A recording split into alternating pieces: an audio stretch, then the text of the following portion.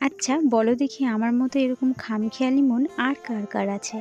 এই ভর দুপুরে হঠাৎ করেই মনে জেগেছে যে মাঠে ঘুরতে যাব। Hello and welcome back to my channel. আমি নন্দিতা। আমি ভালো আছি, আশা করি তোমরাও অনেক ভালো আছো, যে যেখানে আছো সুস্থ আছো। আজ আবার নতুন একটা ব্লগ নিয়ে চলে এসেছি তোমাদের মাঝে। আজকের ব্লগটা একটু অন্যরকম, দেখেই বুঝতে পারছো যে আমি কোথায় আছি। আজকে আমার ছাদ বাগানের কোনো ব্লগ না, আজকে আমি মাঠের ব্লগ দিচ্ছি। বেশ কিছুদিন ধরেই ভাবছি একটু মাঠে যাব। আসলে মাঠে যাওয়ার একমাত্র উদ্দেশ্য, এখানে একটা খুব সুন্দর নির্জন রাস্তা রয়েছে, যে রাস্তাটা একটু ঘোরাঘুরি করব, সেই উদ্দেশ্যেই আজকে আসা। আমি এক ঘরকোনো মেয়ে, আমি বেশি ভিড়ভাট্টাও পছন্দ করি না, বেশি লোকজনও পছন্দ করি না। যেখানে নির্জন, যেখানে কেউ যায় না, সেরকম জায়গাটা আমার বেশি ভালো লাগে। আর সেই জন্য আজকে হঠাৎ করে মাথায় ভূত চাপলো যে আজকে একটু মাঠে যাব। এর আগে মাঠে যাওয়ার ব্লগ তোমরা অনেক কটা দেখেছো। আমি মায়ের বাড়িতে গেলেই যদি আমার মতো মাথা পাগলা কোনো সঙ্গী পাই, তার সাথে মাঠে ছুট মারি। বিয়ের এত বছর পরে এই প্রথম আমি আমার শ্বশুর বাড়িতে এসে মাঠে আসলাম, তাও নিজেদের ফসলের ক্ষেত দেখতে। আমাদের শসা, ধান, পাট সবই টুকটাক বোনা রয়েছে, তো এইবার প্রথম নিজে চোখে দেখলাম আমাদের ফসলের ক্ষেতগুলো। এদিকে 2 বোতল জল এনেছিলাম, তো জল শেষ হয়ে গেছে। যে পরিমাণে রৌদ্রের তাপ আর গরম পড়ছে, তাতে জল শেষ হয়ে যাওয়া স্বাভাবিক ব্যাপার। আর যেহেতু রৌদ্রের মধ্যে কাজ করা, তাই এদিকে স্যালো মেশিন চালিয়ে জল নিতে চলে এসেছি দুজন মিলে।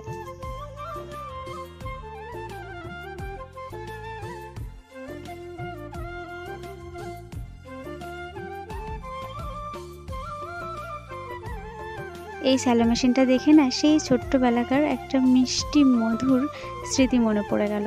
ছোটোবেলায় বন্ধু বান্ধবীরা সব সমবয়সী আমরা যারা ছিলাম, তারা সবাই মিলে পুকুরে যেতাম স্নান করতে।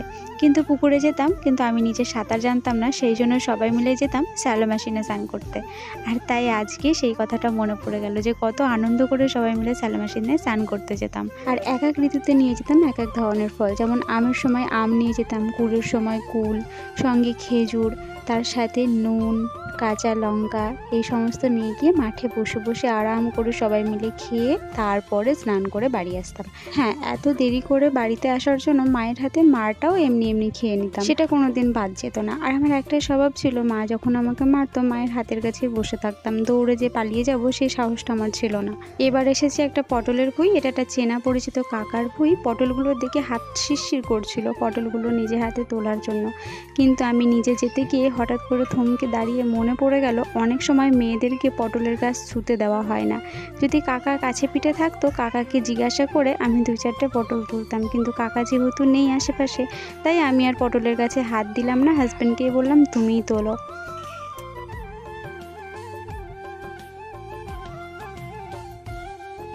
এই যে এই কটা পটল তুলেছি, বেশি তুলিনি।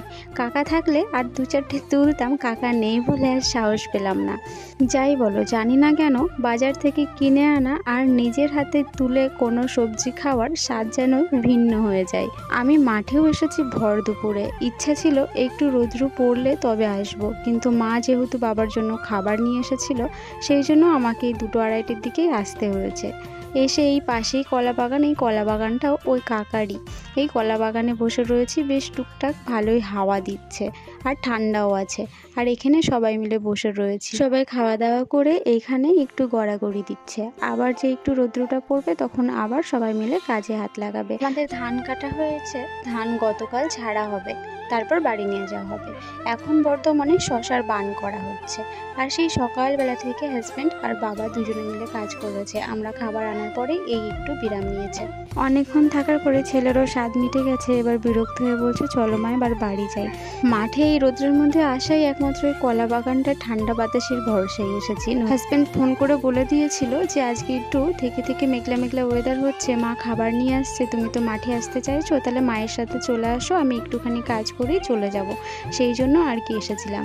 বান করার জন্য বেশ কিছু খাবারই আনা হয়েছিল, তো বেশ কিছু রয়ে গেছে, এগুলোকে আবার বাড়িতে ফেরত নিয়ে যেতে হচ্ছে।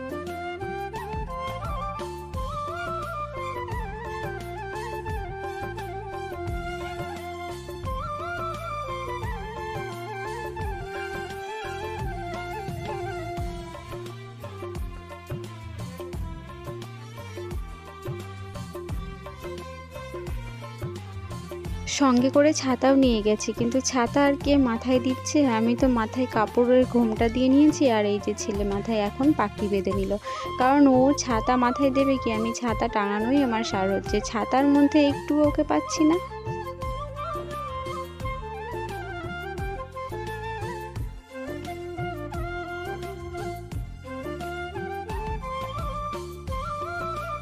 আর এই সেই নির্জন রাস্তাটা, এখানে মানুষ প্রচুর আছে, চারিপাশে মাঠ আর মাঠে মানুষ ভর্তি, কিন্তু তবুও রাস্তাটা খুব সুন্দর। একমাত্র ভোরবেলা আর নইলে রৌদ্র পড়লে বিকেলবেলা আসার মুহূর্তটা অনেক সুন্দর হবে। সেই জন্যই হাজব্যান্ডকে বলছিলাম আমাকে ভোরবেলা এইদিকে নিয়ে এসো না, আমি হাঁটতে আসবো। তো সেই কথা বলতে বলতেই আসছিলাম। আর এই ফলগুলো কি ফল, তোমরা কি কেউ নাম জানো? এটা কিন্তু ষষ্ঠী পুজোতে লাগে। আমার হাজব্যান্ড দেখালো, বললো এগুলো নাকি আঁশ ফল। আর রাস্তার ধারে এই অবহেলিতভাবে এই ফুলগুলো অনেক সময় আমার ছাদ বাগানে তুলে নিয়ে যেতে মন করে, কিন্তু আবার শুনেছি নাকি এই গাছের ফুলগুলো নাকি ভীষণ বিষাক্ত, সেই জন্য আবার ভয়ও করে, কারণ আমার ছেলে তো অতিরিক্ত দুরন্ত আর ছোট, যদিও বা ও গাছপালা খুব একটা ক্ষয়ক্ষতি করে না, তবুও বিষাক্ত গাছ ছাদ বাগানে না রাখাই ভালো ছোট বাচ্চার বাড়িতে। আচ্ছা তোমরা জানিও তো, সত্যি সত্যি কি গাছটা ভীষণ বিষাক্ত? রাস্তার দুই ধারে ফুরুষ ফুলের গাছে ফুরুষ ফুল ফুটে আলো হয়ে রয়েছে, দেখে লোভ সামলাতে পারলাম না, যেই বলেছি আমাকে একটা ডাল ভেঙে এনে দাও না, আমি নেব, সাথে সাথে হনুমানের মতো গাছে উঠে গেছে, আর আমার জন্য ইয়া বড় একটা ডাল ভেঙে নিয়েছে। দেখে খারাপ লাগছিল, আমি বললাম ছোট্ট একটা ডাল ভাঙতে, আরও বড় একটা ডাল ভেঙে দিল। ইস, ডালটা যদি গাছে থাকতো, ফুলগুলো ফুটে থাকলে কত ভালো লাগতো। আমি কিন্তু এতগুলো ফুল চাইনি, একটা চেয়েছি, কারণ এই ফুল নিয়ে গিয়ে তো আমি রাখতে পারবো না, তাই না, নষ্টই হয়ে যাবে। তাই বেশ কিছু ফুল নিয়ে বাদবাকি ফেলে দিলাম। আর এই ফুলগুলো নিয়ে যাওয়ার সময় ভাবছিলাম যে বাড়িতে নিয়ে গিয়ে কী করব, যাতে দুদিন আমার কাছে থাকতে পারে ফুলগুলো। আর তাই এসে ফুলদানির মধ্যে জল দিয়ে এইভাবে ফুলগুলোকে রেখে দিলাম, এখন ঘরে রেখে দেবো। আজকের জন্য এতটুকুই। ভিডিও যদি কিছু ভালো লাগে প্লিজ লাইক, কমেন্ট এবং শেয়ার করো, আর চ্যানেলে নতুন বন্ধু থাকলে চ্যানেলটিকে সাবস্ক্রাইব করে দিও। টাটা, ভালো থেকো সবাই।